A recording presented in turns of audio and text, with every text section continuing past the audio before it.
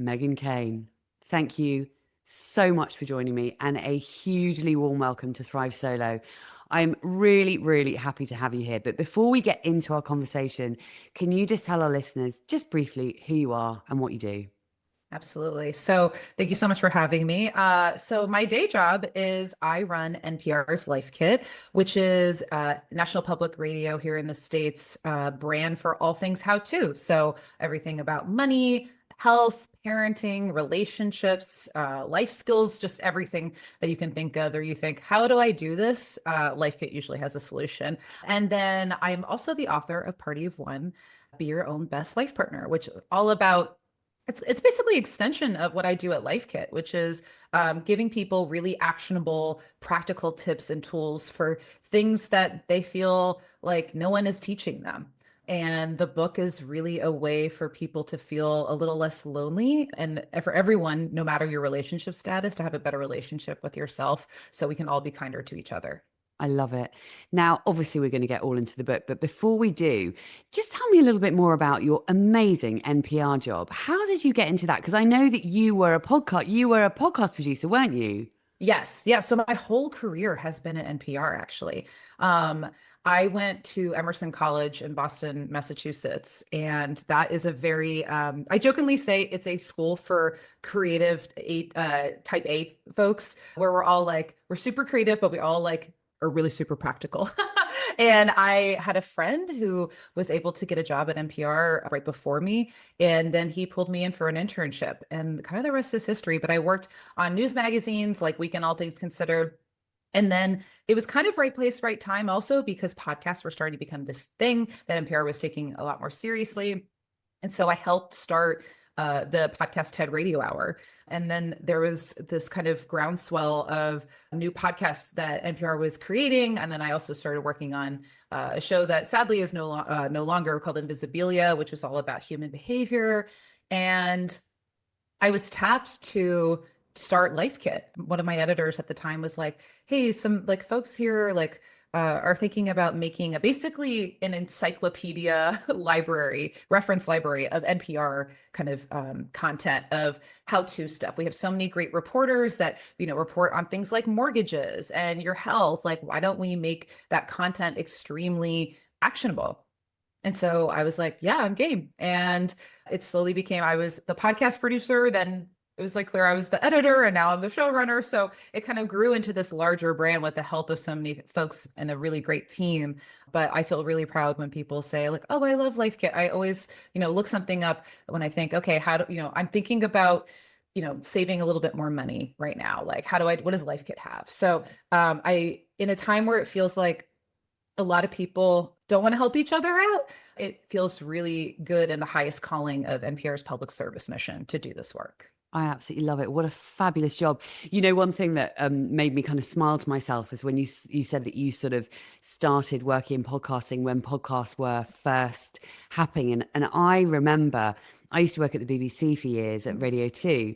And I remember it's so kind of ironic because I remember the first time I heard the word podcast and somebody was talking about it at the BBC. And I was like, I remember thinking to myself, what the fuck is a podcast?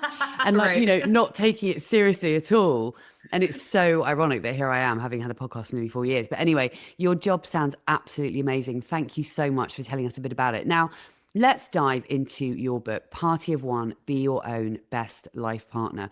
First of all, you obviously told us a little bit about the book, which I want to get more into, but what motivated you to write this particular book?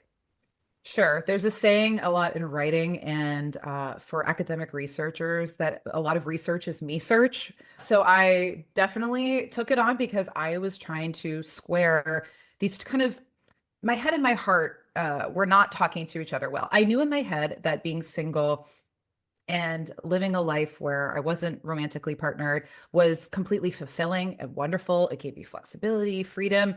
My mom's been widowed for many, many years. I have an aunt who's never been married and has a very vibrant life. I had all these examples. I had a good life. But my heart was still kind of tugging at me and saying, yeah, but you should feel sad about this still. And so I was trying to bridge that disconnect of still wanting a partner, feeling down about what it meant to be single at times to the rational side of my being. And so I had, been single for most of my adult life. For some people, it's probably considered a short amount of time. For some people, it's a very long time, and I'm sure you deal with that on the podcast. I was single for basically like all of college through my early 30s, early to mid 30s. And when you're in it, it feels long.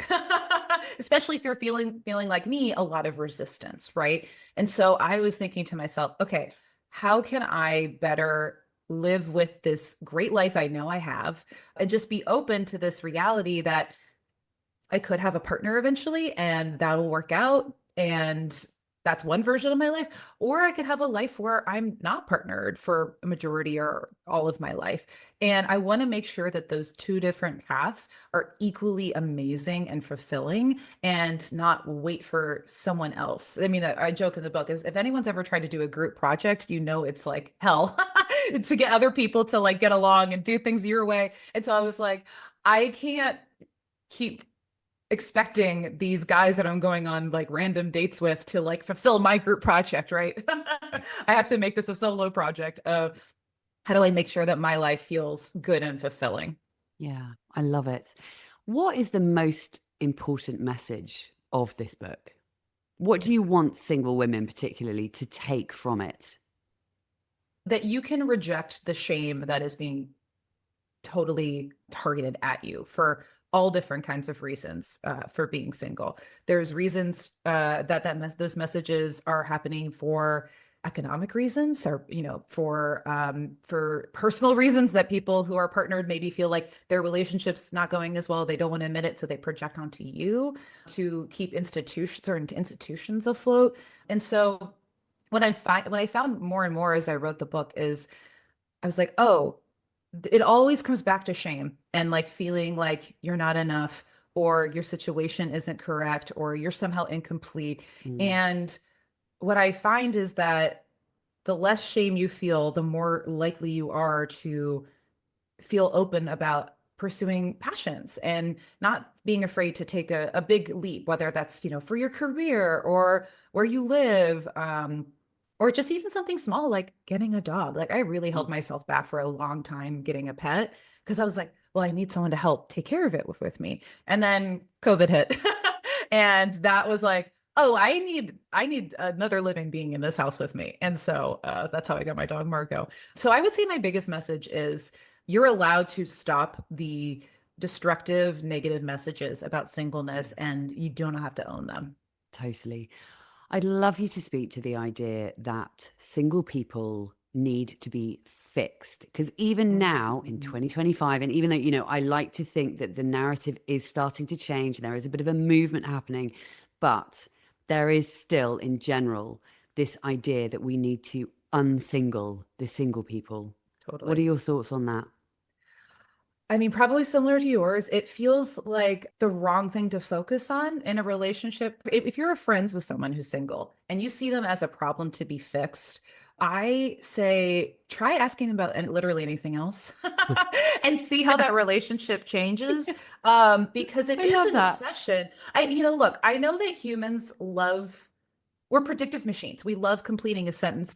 Our brains like certainty. And so I think for a lot of people, a couple symbolizes certainty and security. And I think does take some unlearning for some people to be Yeah. like, oh, that's a person is complete on their own. I'm not trying to like make an excuse or anything, but I see how sometimes people are like trying to fix someone, right? Because they're like, this feels incomplete to me. But at the same time, as soon as you hear I'm actually good by myself, or like I'm actually not trying to date, or maybe hey, like dating's actually been really tough or sometimes really harmful for me. um I'm feeling good just like kind of taking a step back, taking that message from your single friends and then being like great, like listening and believing them. Mm. I think is key, because you're right, we don't have to fix anyone. Also, there's this idea that somehow married people are like better than single people Yeah. because Sort of superior. they solved all their problems and then got into a relationship. And like I think we all know people that got into relationships and did zero introspection on their lives or themselves. And so it just doesn't make a lot of sense to me that if married people have it figured out, but they're still like having, maybe problems in their marriage or just not feeling fulfilled, it's like, yeah, the marriage isn't the thing that's going to solve it. It's like, you have to, that's why I'm so passionate about being like, look within Yeah. and learn how to have your own relationship with yourself and like come as a whole human being to that marriage Yeah. if that's the case. And so it doesn't make a lot of sense then to turn around on single people and say like, well, you're incomplete or like you're Yeah. doing this wrong, because we're human. There's going to be friction and tension and issues that we come up against, and one thing like a wedding and then a marriage is not going to magically solve those Yeah. things. 100%.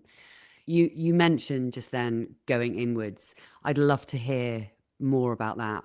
This is because it's something that I talk about all the time on my podcast. Like one of my main messages that I try and get out there is that, true happiness and contentment actually have to come from within. They can obviously, Mhm. you can get happiness from being with somebody or from a baby or whatever, but ultimately true peace and contentment, I believe, have to come from within. So say more about going inwards that you just mentioned. Totally. It does come from within. It has to be cultivated. It's Yeah. not a finish line, right? Because then I think that gets into the same narrative that like that we tell about marriage, right? That it's like you get married and it's happy forever, when in reality is like life throws problems your way. And so for me, having a relationship with yourself isn't just being like, I really am allergic to the phrase like date yourself. I personally find it a little icky, or Yeah. like it's somehow a substitute. And for me, so much of our time is spent like in our own heads, and we have a lot of control over or a fair amount of control over what kind of narratives we tell ourselves and feed ourselves, and that affects how we think. And this is not just saying to say like, oh, you can think yourself out of like, let's say like a mental illness, how would have you, a mental health issue. But for like the kind of garden variety day-to-day like negative thoughts, there is a lot of things you can do to like redirect. So like for instance, Mm. I felt like I was telling myself a pretty negative story about my own life, that I was what I called the rebound girl, that I had these two relationships that were very short, but for me felt very intense, very important. And both of them dumped me and then met the partners that they ended up marrying.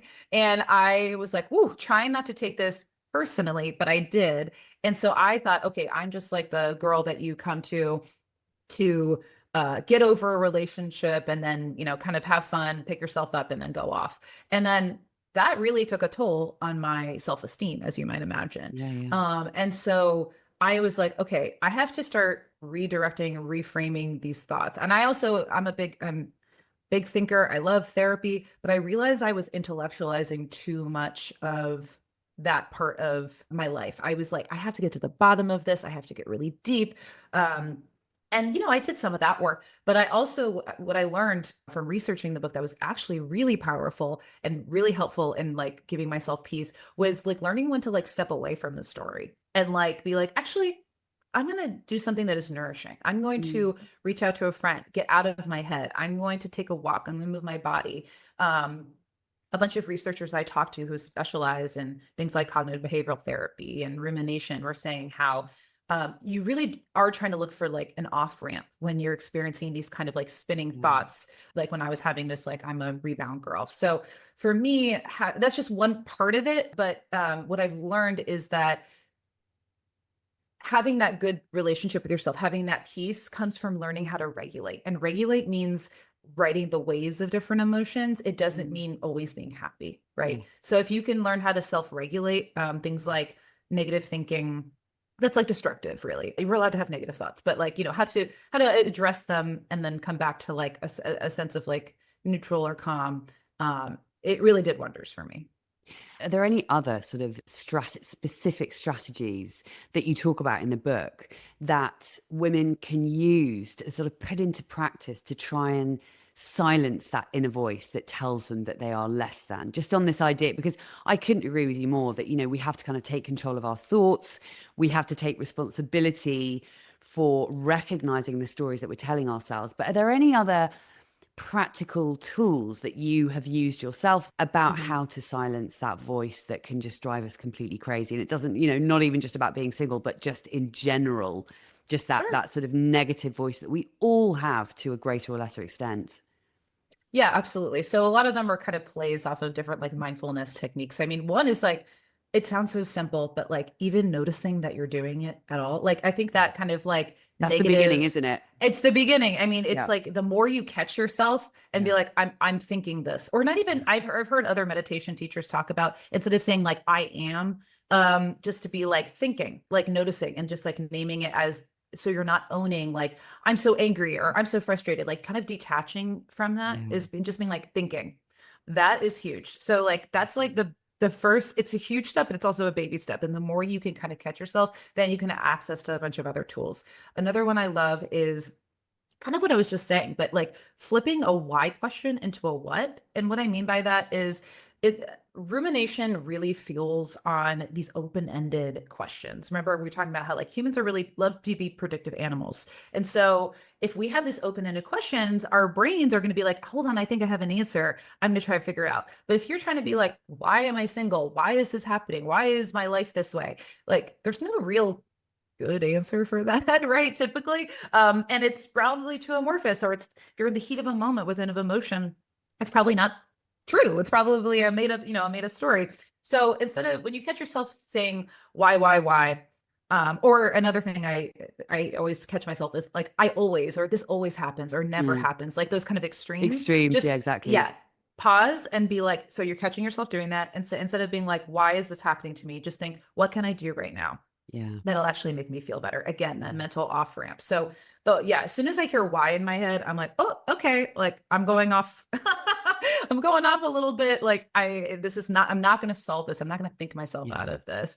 And another thing I really love is understanding the secondary emotion of what you're feeling. So, for instance, like let's say you're home on a Friday night and a bunch of people have, maybe you were supposed to go out and they canceled and a bunch of other friends or maybe with their partners or, already have plans. And it's just like, okay, I'm home. I'm in my apartment. It's Friday. I wish I was out. And you feel sad. Now you could also feel the secondary emotion is the feeling about the feeling. So it could be that the secondary emotion here is that you're like, oh, I am feeling shame and I'm feeling frustration because not just that I'm home, but because I was hoping to go out. Maybe I thought I was going to meet someone or just like have a good time with my friends. And like I needed connection. I had a kind of quiet week anyway. I was really counting on this. So the first emotion, the primary emotion is just sad. And so if you identify like, okay, I'm feeling frustrated about feeling sad, then you can kind of go right to, well, I'm just feeling sad and like sit in the sadness and like Mm. allow yourself to feel a primary emotion rather than being stuck in all of the extra things that come, the Yeah. baggage basically that come with that Yeah. emotion. So it's kind of the classic name it to where you are like, okay, I see how I feel and my own biases about what's happening and what's coloring this other emotion. So Mm. I'm just going to sit in this primary emotion and like it just feels sad and it's okay to feel sad. This is making me think of shame because I think shame can Mhm. quite often be tied into a lot of these emotions that we feel. And I'd love to hear from you, you know, like how can single, because it's some shame is something that comes up so much. It's like there Mhm. is this underlying, this sort of undercurrent of shame. And even somebody like me who's, you know, written a book about being happily single, has a podcast nearly 4 years about being happily single and, you know, celebrating single life and all of this. But even myself, who is genuinely happily single, I still Mhm. occasionally, depending on the situation, depending on who I'm with, those feelings of shame will creep in. And I know so many single women struggle with this emotion of shame. It's shame. It's such a destructive, unhelpful emotion to have. Do you have any words of advice about that particular emotion? Yes, I would say don't feel bad if you can't get that shame down to zero. I think Mm, that's a pretty rough task. I mean, I would love for it to get down to zero. I think something that I really struggled with was I felt like I was seeing a lot of people, and I would thank you for sharing that because like I feel like I would see people who are like, I love being single. I would never change that. Like this is the way I'm supposed to be. And I was like, I like being single too in a lot of these ways, but I was also like, oh, but I'm not as like excited as you are at the time. And so, and then there were other times where people were like, frantically like, I have to have a person, I have to have a person. And I was like, okay, I'm not that quite that either though. And I was like kind of in this middle spectrum of like, okay, like I definitely feel that shame, but I don't always want a partner, but I do want a partner. So I would say it's totally fine to like not have to get that shame down to complete zero because that for some people might feel like too hard of a task. Yeah. I would say one idea is to keep talking back to that shame and pushing back again, that mindfulness of like being like, I'm noticing I'm feeling it. Another powerful trick within a lot of cognitive behavioral therapy is to kind of flip it. So instead of being like, so it's like I'm shameful because I'm single, but you can just flip into a positive, which is like I'm fantastic because I'm single. Mm. And I know that sounds like just being like, oh, like everything's rosy and great and positive, but it's like it is kind of powerful to flip your thoughts and just to think and to just to see what it does. Yeah. Maybe that you don't even like feel that or believe it in the moment, but to get in the practice of seeing what happens when you flip that negative self-identifying thought. And then Kind of I would calling them say out, isn't it? It's kind of calling out your exactly. thoughts. Yeah, exactly. Yeah. And I think sometimes what's hard about shame is that you feel very alone and you feel a lot of resistance to the feeling in the moment because it's Mm. obviously such a big amorphous feeling. And something that I learned from dialectical behavior therapy is this idea of radical acceptance. And radical acceptance is not accepting a harmful situation or even liking a situation, but it's about, again, a mindfulness technique to be like, I'm noticing I'm resisting. I'm going to pause. What does it feel like to resist in my body and feel this shame? And then to remind yourself things are exactly how they are right now. Again, it's not saying I like this shame or I like being in this situation or accepting something harmful, but it's about again that like kind of regulation, that self-regulation to be like, okay, I want to get out of this state of resistance of like I hate the shame, I hate the shame, I hate that I have to feel this way to being like this is my situation right now. I'm Mm. single. This is how it is right now. And then you can move forward with wisdom to think, okay, what can I do now? Can I set that aside for now? Can I go again, do something nourishing? Can I pick up a activity like where I get into a state of flow, like a hobby, or can I read? I feel like so much of the book I realized is like how just getting out of your own head Yeah. because I know it's so dangerous to just stew inside your own head and it becomes your whole world. And then, once you talk to other people and reach out, and obviously this is why connection is so powerful. You see other people going through hard things and other people needing connection or other people being willing to like make you laugh or give you're just broadening your perspective. I mean, that's a Mm. huge technique is broadening your perspective. So the radical acceptance trick, yeah, like I said, is a way to just like pause, let the resistance calm down when you're feeling the shame and then be like, okay, what's like a healthy decision I can make and a healthy choice I can make to move out of the shame for right now. Totally. And I love what you say there about kind of, I think often it's you almost sometimes need to just physically move. You need Yes. to kind of shake up the energy. And that, I talk about like, it sounds so simple and so ridiculous, but it's like often if I'm feeling whatever I'm feeling, if I'm feeling low, if I just move my body just by going for a walk, for example, and sometimes it's just you can get sucked in, can't you? Like on the sofa, you're doom scrolling on Instagram, whatever it is. And often all we need is just a shift of our body physically in order to shift the way that we're thinking and in order to shift the way that we're feeling. One thing that I wanted to ask you about, actually, because I've heard you talking about this, and it's something I've talked about before, is the hedonic treadmill. Mm-hmm. This, like, I talk a lot about, or have talked a lot about on the podcast, about this idea that we think that we are going to be happy when this, and we're going to be happy when that. And so I'd love to hear your take on the hedonic treadmill. And for anyone who doesn't know what it is, just a little bit of an explanation of what it is and what it means. Sure. So the hedonic treadmill is this psychological phenomenon or idea basically that kind of like what you're saying, which is like it when we think that we can if we achieve something, whether it's a marriage, an award, a job, that all of a sudden our happiness levels are going to be out off the charts and we're going to be happy forever and so great. And the treadmill part of it is us racing to get to that point, right? But treadmills, as we know, you don't go anywhere. So that's the cruel thing about this reality, is that what research finds is that you do get a spike in your happiness levels when you get that award or job or what have you. But often what happens is that those happiness levels go down to basically what your baseline was before you got that thing. Yeah. And I think about how much metaphorical and literal running I did about I feel like running was always my activity when I was like extremely stressed out about like a breakup or dating or being stressed at work.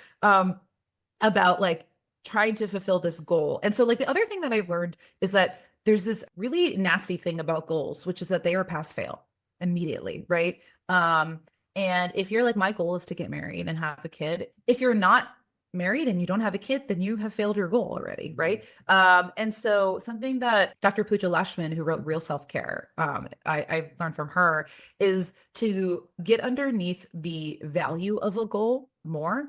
And so instead of like running on that treadmill and just like thinking you're racing to something that is going to help you and help you be happy and putting all of your eggs in one basket on one thing, what she says is like, what are your values about trying to succeed in that goal?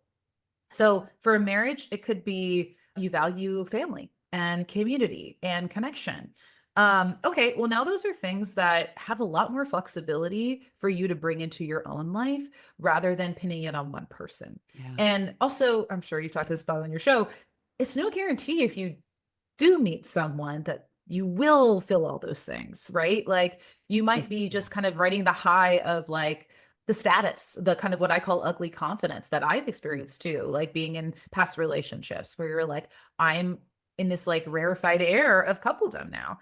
And so instead of thinking really hard about the goal, thinking about again, the values. So like if it's something like community and family, maybe it is like getting more invested in not just your own family and seeing that, but like your friends' families. And like, I think of the chef Simi Nosrat, who has these weekly dinners with friends, and she doesn't have kids, but like, and I'm to my, I don't know if she wanted kids or what have you. I don't know. I can't speak for her there, but she has this beautiful weekly community dinner that really satisfies this need for feeling community, right? And having connection. And people bring their kids over and they cook a really simple meal. And like, I think that's a beautiful way to honor your values. Again, I don't want to speak for her necessarily, but I see that as like a way to get at something that maybe you think you want. Yeah, and I think what I'm hearing is it's like it's almost like you have to ask yourself what, the things that you think you are going to feel if when you get into a romantic partnership, what is it that you think Mhm. you want, and how can you create that for yourself now? Yeah, So like you say, that person you were talking about, having a weekly dinner with friends, like if one of the things that you really need more of is connection, because and actually this is one thing that I wanted to talk to you about as well is, I think what we've done as a society is we have centralized the romantic relationship as being, you know the planet around which everything else orbits. It's like yeah, this has to be the center of your world. And this idea that you get everything, all of your needs met from this one person, which is completely ridiculous. And I'd love to hear from you what you think about, how can women stop putting so much pressure on the romantic relationship and, kind of start to see romantic love as just a possible part of life, something that, yeah. might happen, might not happen, but it's just one facet of a life that gets to be really great with or without it, you know? Totally. So there is this very long running study from Harvard that looked at several hundred people over 50 years. It might have been even longer. And it was basically trying to track all these different aspects of their life and like what makes for a long, healthy, happy life. And what they found in this multi-decade study is that one of the biggest predictors of living longer and living happier is connections and relationships. And they went to lengths to say, and we're not just talking marriage, we're talking all types. We're talking the mentor that you have at work, the acquaintances, the friends, the coaches, also, of course, romantic partners. But I thought that was so powerful because we have this very robust study to show us it doesn't take one specific type of connection to Yeah. fulfill us. And that honoring the diversity of connection is what actually helps us feel not just happier, but healthier. Yeah. And so I think what's helpful is to hear that first of all, but then I also think it's helpful to think of, I know this sounds maybe a little silly, but a romantic partner, just like you would your friend in a way. Yeah. And what I mean by that is like, you don't count on one friend to be your be all end all. Like maybe we have like higher standards for certain friends we've known a longer time, or we call our best friend or something, but we never expect them to like everything we've ever liked. I'll Yeah. talk about any topic. Like there's certain friends I talk with only about books, right? Or like reading and novels. And other You ones have I'm like, oh, different we're gonna go, friends for different things, yeah, right? Yeah. yeah, we talk about movies with another, like I go Yeah. deep on Bravo and Housewives with another. So it's like, and I don't fault any one of them for Yeah. not being able to do all of those things, or as long as they have like kind of, values that I admire and I like I have those bases of being good people and, showing up, and I find them interesting and cool and fun. I'm like, I don't need you to be all end all. So I think applying that to a romantic partner is helpful. Be like, okay, this is like where we come together, and these are kind of like the top tier things that are like really important. Baseline, we have similar values, we want similar things out of life. And then from there, it's like, okay, like you like comic books, great. Like I love that you love that, but you have other friends to talk to you about that than I do. You know what I mean? So and vice versa. Like, I don't expect you to go deep on Selling Sunset when the new season comes on Netflix. Like you don't have to. Like and so I think admitting, and not even just admitting, but like recognizing that from the best data we have, all different types of relationships and connections actually do lead to a happy, healthier life. And then thinking, okay, how do I think of diversifying all of my connections and including the romantic partner within that, not Yeah. just having them be your be all end all. Completely. I think it really is down to really shifting the way that you think about a romantic relationship. And, like I use the term decentering, it's like we need Mm-hmm. to start thinking of relationships again as just like one piece of a very large puzzle that has lots and lots of different relationships. And whilst a romantic partner can obviously add value to our lives, we can still live a meaningful life without a romantic partner. And, I'm a case in point. Like, I don't feel that I'm lacking in connection. I have so many different connections. Like I have a podcast. I'm constantly doing interviews like this. I have a membership. It's like I have lots of different connections with lots of different kinds of people, including my family and my friends and la la la la. And so romantic connection is just, we need to start seeing it as just one thing. And I love what you said there about how, you don't expect every single one of your friends to, like, you have different friends for different things. So do I. Like, I have more surface level friends, and I have friends where we tend to go much, much deeper. Again, we can't expect to get all of our needs met by one person. And I think it's really helpful for single women to kind of reframe it, because then they can stop feeling like they need that romantic partner Yeah. to completely fulfill everything that they need. Now, one thing I really want to talk to you about, and I know you go into this in the book, is this idea, and it's something that always really irritates me when I hear people imply that being single means being lonely. Because as far as I'm Mm-hmm. concerned, loneliness is a human experience. You can be lonely in relationships, all the rest of it. Being single doesn't necessarily equate to being lonely. What are your thoughts on this, Megan? Completely. I mean, so the definition of alone is that you are just simply not around other people, right? Like there's an absence of other people. And then lonely is the state of being dissatisfied with being alone, right? So they are different. There are plenty of people who can be alone in their apartment and feel incredible, right? It's solitude. Like solitude is regenerative, it's restorative. But there are also people who can be in a group of people and feel very lonely, right?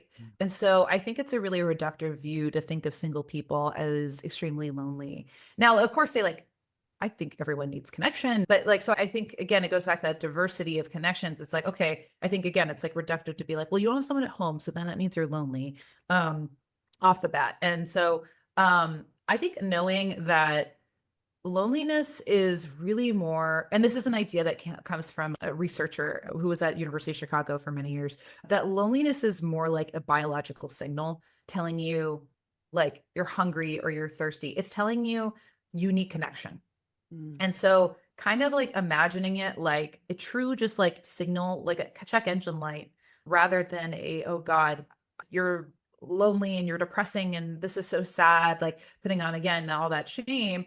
I think realizing it's more of this biological signal helps reduce that shame and be like, okay, it's time to reach out and it's time to make those connections. I remember when I was living in, we call them group houses in DC, which is basically just like where people, like a bunch of people like rent a room, right? In like in a house. It's, I find that this is a term that like people at DC don't ever know. So but yes, anyway, I was in my early 20s living in a group house. And then I got my own apartment and the lease was ending on the group house. And so I left and I was like, oh, I don't have the built-in like go into the living room, hey everybody, what are you doing tonight kind of connection. So I became extremely good about like planning ahead and being like, okay, Friday night's coming up. Like I would love to like go out and just see people. So like leading the charge there. And that was a really intentional decision I made because I was like, I love recharging and being alone, but then also knowing I'm going to have to plan ahead for needing that basic human property of connection was big. And so kind of yes, I think understanding the distinction again helps like really lower that shame and then helps you see in a more practical light. Yeah, absolutely. No, that's such a good way of thinking about it. Now, Meghan, since your book came out, you yourself have got into a serious relationship. Mhm. And I really want to talk about this because, I mean, for various reasons, but I know that you told me when we were emailing that you're now even more passionate about the message of your book since getting into a relationship. Tell me a bit more about that. Absolutely. So in the process of like starting the book and trying to get the proposal together, I was really dissatisfied with my dating life. And not even just that I wasn't like with someone, I was just like the I didn't like the experiences I was having. So I was like, I'm really gonna pull back. And I can even remember I was sitting in like a pool, like on a roof at my gym. And it was like a really hot DC summer. And I was like, really like, okay, there are like a few different paths ahead of me. And I have to really take this seriously, like all these different paths and like make it even better than it is now. And I was writing the book. And then I met my now fiance later that fall. As I was selling the book, I was like, who knows if this relationship's going to work out? Who knows if this book's going to sell? Turns out both worked out. And I could tell Good. an early green flag, it was that he was extremely excited about the book and was not, you know, intimidated or nervous about it. He was just like over the moon, biggest supporter of it. And it was actually extremely helpful while I was, really getting into the weeds and writing it in the first year of our relationship, because it really set the tone of like, hey, we have to come to this as two whole humans if we're going to be serious. I can't be your be all end all everything. I don't expect you to be mine. And, I still want to build a life, but I want to be really intentional about making sure, we get alone time. We get Mm. to see each other's friends. We get to see friends separately. We get to bring in a lot of people. And I find that it's helped made for a very, to me, very full relationship that feels good when we're just together, just the two of us, but we've built a nice community around each other too. And we love bringing people into our life. And like also we have a lot of rules about how we support our single friends actually. Really? So I never and I've told my fiance, I was like, we have to show up for our friends in a lot of ways, almost to the point where some of my single friends were like, I know you get it, you wrote the book about it. um fair enough. But like for instance, like I don't ask single friends about their dating life unless they volunteer the information, and when they do, I don't give advice. I don't pretend like I know the secret to meeting a person just because it happened this one time it like, resulted in what will be a marriage. Um and because what it really comes down to is when you meet someone, it's Yeah. timing, luck, and values aligning. And it's not because I like worked really hard or people are like, oh, of course you like wrote a book and then all this, that's what it took. And I was like, I have given up on dating a million times. I was like, I don't think it was like this one special moment that like did it. So there's that. And so, oh, and another thing is like, we try to invite, single friends over for dinner, have them come over, support them, watch their dog if they're out of town. I love that. When they're sick, if they're in the neighborhood, we bring them food or supplies. So just keeping in mind, it helps like not just keep me honest, but like remember about that diversity of connection and feel Yeah. like a part of something bigger. There's this idea that like everyone wants a village, but no one wants to be a villager. Mm. And so I think it's really powerful to be in this romantic partnership, but then to also recognize that we are both villagers and that takes some work. Yeah. I love the fact that you guys really look out for your single friends. It's a shame not more people do that because I think that's really needed. I think it would be so great if more people in relationships kind of prioritized looking out for their single friends, because at the moment I think it's kind of the opposite, really. People tend Mhm. to more forget about their single friends because they're single. Mhm. And actually, can I just ask, actually, how did you meet your boyfriend? I'm Sure. really interested to know, because I'm interested to know what, well, I'm interested to know anyway, but particularly because of all the things that I hear about online dating, I'm really interested to know if you met him online.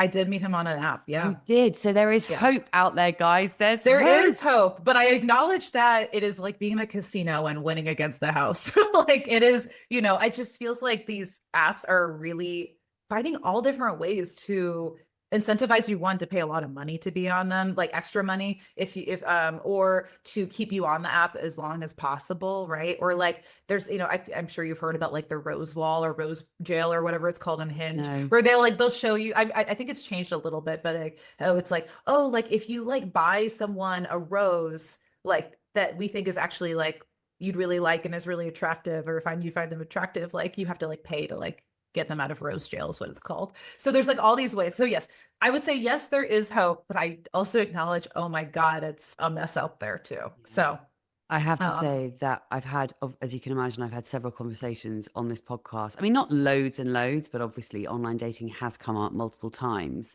mhm. Um, and it's very, very rare that I hear a success story. So it's great to know that it is still possible, because I think I know that a lot of Yeah. the women that I talk to, they've given up. They're just like, Mhm. fuck this shit, I don't and it's, blame anyone for feeling that. Yeah. yeah, yeah. But Yeah. because ultimately, what it just goes to show, your situation just goes to show that it's because I think one thing that people can tend to think when they are single is, what is wrong with me? Mhm. Why can I not find a da da da? And ultimately, it's just luck. It's nothing It else. And is. as I always like to point out, any old fuckwit can get into a relationship. It's And you true. only have to look at, but you only have to look at certain relationships and certain people in couples, and you're just like, well, it's not that there's anything wrong with you. It's just, this is just how your life has gone. But Yeah. I really hate it when women feel like there is something wrong with them because they have ended up single. I truly believe that it's just that it's never that there's something, quote, wrong with you, Totally. because any old twat can get into a relationship. But yeah, I mean, I was really interested to hear how you guys got together. One thing actually that I'd also really like to get your take on. I have a membership called Thrive Solo, and I was recently on a live call. We do like 4 live calls a month. And we were having a chat on a recent call. And basically, one absolutely gorgeous woman who I love to pieces, she was in the membership and then she left because she met someone. And Mm-hmm. she was with him for about a year. And then it broke up. She was, pretty damn upset. And we were talking on this call, and she was saying how frustrated she was because before that relationship, she was in a really fucking great place, right? She was Yeah. feeling really good about herself. She was feeling confident. She was feeling happy. Then she got into this relationship, and now she feels like she's really struggling to get back to that place where she was. And we were having this conversation, and I totally get this. I totally related to what she was saying, because I know times where, and it's all, and the take that I wanted to get from you as a woman who is in a Mhm. relationship is that I have been in situations where I've been feeling really good. I've got into a relationship, and like this girl I'm talking about, I've come out of that relationship and I'm like, I cannot seem to remember my life before that relationship. It's like we get so enmeshed in that other person. And it's Yeah. almost like you get fucking amnesia. You like Yeah. you cannot remember what you know that you were perfectly happy before you got into that relationship, but you cannot relate to feeling that. It's almost like once you get a taste of a relationship, you know what I mean? What would you Yes. say to this? Because I think this is a really interesting conversation. I think a lot of people will relate, you Yeah. know? My heart goes out to her Yeah. because I have definitely been through that. I mean, heartbreak sucks, right? Oh, Like, it does. I mean, unfortunately, a lot of it is just like going through it, right? Just it's you can't go around, you have to go through it and remembering it's temporary. It's Yeah. temporary. And that sucks. That sucks. I don't mean to laugh, but it's just like I know that feeling and it's so hard and you're so right. There is like I know for me what was so heartbreaking about this relationship that ended that I got dumped and I write about in the first chapter of my book or the intro of my book is that I felt like I had like kind of been like on a video game and like only getting to like level 5 or whatever. But then all of a sudden I'm at like level 15 and then I make a misstep and I'm back to level 1 or something. Like I felt or like that game Shoots and Ladders, like that kids play, right? It feels like all of a sudden you're back at the bottom or at the behind the starting line. And that really pissed me off along with the heartbreak. And I would say you're not behind. You're not like at the beginning, like you are like still moving forward and progressing and your life. I like to think of life as getting like deeper and wider rather than narrow and moving in a linear fashion. Mhm. And like remembering like what the depth of your life can be and like the wideness of it. Something that I also love, just to put another little tool in here, is this idea of accumulating positives that comes from dialectical behavior therapy. And it's one step of a larger acronym. Therapy loves an acronym. And but DBT is all about tolerating difficult emotions and feeling like I can't get back to how I felt before. Mm. And maybe you won't. Maybe you'll feel you'll get to a happy, peaceful place, but you'll feel different about it, right? Like maybe it's about like catching that exact feeling and maybe being like, okay, I've learned this, pulled this in, and now I do have peace, but I have a new perspective now and a Mm. good perspective still. So accumulating positives can help you do that. All it means is like making sure you are looking for small positive things in your life to do or give yourself every day. And the idea is not to be like, again, relentlessly positive, but it's to make sure like you're really treasuring and being grateful for the things that are around you or that you can give for yourself. So like moving your body, being great. I live next to a beautiful park here in DC. When I go out and I do that, I'm like, wow, look at the light coming through these trees right now. And I know that can be like, oh God, like I got broken up, and what are you talking about? Leaves and light. But like the idea is to keep adding little things in that feel Mm. good. Yeah. And that helps create a reservoir of positive emotion. So it can buoy you and cushion you for when things feel hard. Mm. And I think what I've learned over the years of doing Life Kit and writing this book is that we're really overthinking self-care and a lot of the basics, like you're saying, just moving your body, Yeah. shrinking things down to very small habits is the thing that can help you unlock feeling more stable and connected with other people and yourself. Yeah. I love that. Thank you for sharing. One thing I'm really interested to ask you actually is, now that you're in a relationship, now that you're engaged, do you feel like all your problems are solved? No, God, no. Because and I Oh, think this no. is, it's such an interesting conversation to have with a woman who is, obviously you've gone through long periods of being single in Yeah. your life and now you're engaged to be married, right? So, and this is what many single women think. They think, when I get married or when I get into a relationship, then suddenly my life is going to feel complete. I'm going to feel happy. Da, da, da, da. What is the reality like? And be honest. Like, if you do Yeah. feel that, then that's completely fine. But I'm just interested to know your thoughts on this. Sure. I mean, I'll be honest in that. Do I feel like obviously the kind of stress or concern about what's my future going to look like? Or like what? That's not quite right. It's more like the stress of, oh God, am I ever going to meet anyone? yeah, like that resolved, but I still have issues at work. Like I have stressors about how to manage a team and to like make sure like I'm running a business that feels good and stable. You know, there my mom still had to have my mom had to have surgery, and like I'm an only child, and you know my dad isn't around anymore. I have to like, you know, oh, she's doing great, but like, you know, like make sure she, you know, care for her and show up for her. And there's still like other factors and struggles that happen in your life regardless of your relationship status. Life doesn't really care about that part. And so it's not that like your problems go away, but it's learning how to adjust and like co-regulate with each other and face them Yeah. together. And I feel really grateful that I do have a partner that wants to work with me and Yeah. doesn't have a lot of ego or defensiveness. And that, I think, that is huge. It sounds like he is an evolved human being. And, you know, I think from what I can gather, it feels like it's kind of slim pickings out there for guys who are I think it self-aware and can be. evolved and Yeah. all the rest of it. Yeah. Yes, I agree. He's incredibly, at the end of the day, he's the thing that I love about him so much is just like this deep kindness. And another, you know, thing that I looked for was someone who cares about other people. And Mm, so, and has that emotional intelligence about other people. And I could see that for sure in him. And so yeah. I hate to be like, you know, there's hope or whatever. Like, you know, I mean, what I think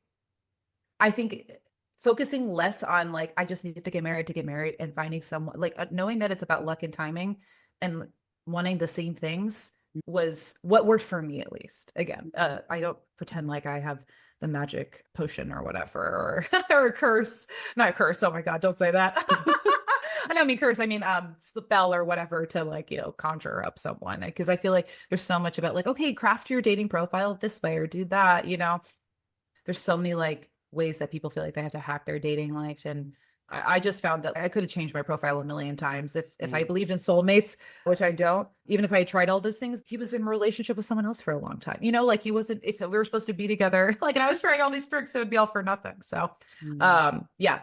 Now I'm aware of time. We've got to wrap up because I've had you for an hour already. But I would love to ask you if you Mhm. have any words of wisdom, any words of advice for the single women out there who are listening to this, who really do want a partnership and who really do want to be in a relationship, like rewinding to your years of being single.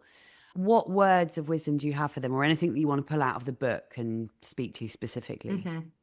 Um, your life is just as valid and wonderful as anyone else's, and you don't have to wait for your life to start. It feels like a relationship can feel like, yes, it's a beginning of two people coming together, but it's not the beginning of the rest of your whole life. Your life is now, and the faster you get to knowing that and experiencing it, the more like shades of beautiful light and love that are coming your way. And again, I think your life gets deeper and wider when you live for yourself and living in the moment and creating that diverse set of connections instead of waiting for something and feeling miserable in the meantime. And why would you want to do that? Yeah, 100%. It's the thing that I, above all else, really encourage women to do. I always say, you know, I'm not trying to, you know, tell people that they shouldn't get into a relationship. But Mhm. what I want for single women is that they're just enjoying their lives right now, regardless of their relationship status. I think that's the key, isn't it? It's like you say, you know, you are living, this is your life right now. And we want to get out of that waiting room. Anything else you want to share before we wrap up? No, something that is extra special about my book, I always love to share, is that it has beautiful illustrations by L.A. Johnson, who's actually a coworker of mine at NPR. She hand painted everything, and then you know everything was scanned, obviously, for the book. But the book is also really like lovely to look at as well as to read and to learn from. So, I always like to plug her because I thought she did just a fabulous job, kind of taking my kind of internal life and creating it into this beautiful these beautiful images. So Yeah. that's my little plug also. And then yeah, of course, listen to Life Kit on NPR. If you ever have a question about money or health or parenting, relationships, we're here for you. Absolutely. Thanks, Megan, so much for your time. It's been absolutely fabulous talking to you. How can people find you, follow you, and buy the book? Sure, absolutely. So you can just search for my website, Megan B. Keane, spelled KEANE.com. There you'll find like a link to buy the book. You can find it on any major, booksellers. And then my Instagram is Dame Kane, Keane.